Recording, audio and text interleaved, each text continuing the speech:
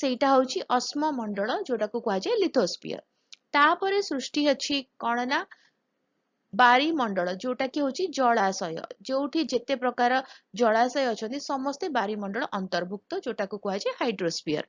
ତାପରେ ଆସିବ ବାୟୁମଣ୍ଡଳ। ବାୟୁମଣ୍ଡଳ କହିଲେ ଆମେ ଯେଉଁ ନିଶ୍ୱାସ ପ୍ରଶ୍ୱାସ ନିଅନ୍ତି, ଯୋଉ ସମସ୍ତ ପ୍ରକାର ଗ୍ୟାସୀୟ ଜିନିଷ ଥାଏ ତାହା ହିଁ ହୁଏ ବାୟୁମଣ୍ଡଳ, ଯୋଉଟାକୁ ଆମେ କୁହନ୍ତି ଆଟମୋସ୍ଫିୟର।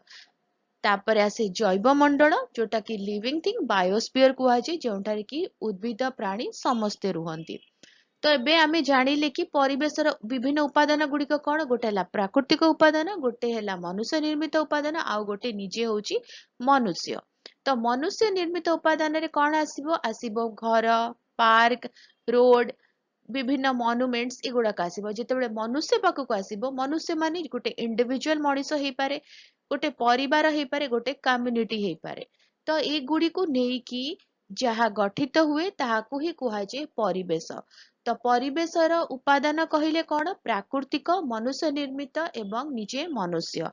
ତ ଆଜିର ଭିଡିଓରେ ଆମେ ଡିସ୍କସ କରିବା ପ୍ରାକୃତିକ ଉପାୟରେ ଯେଉଁ ପରିବେଶର ବିଭିନ୍ନ ଉପାଦାନ ସବୁ ରହିଛି ତାଙ୍କ ମାନଙ୍କ ବିଷୟରେ।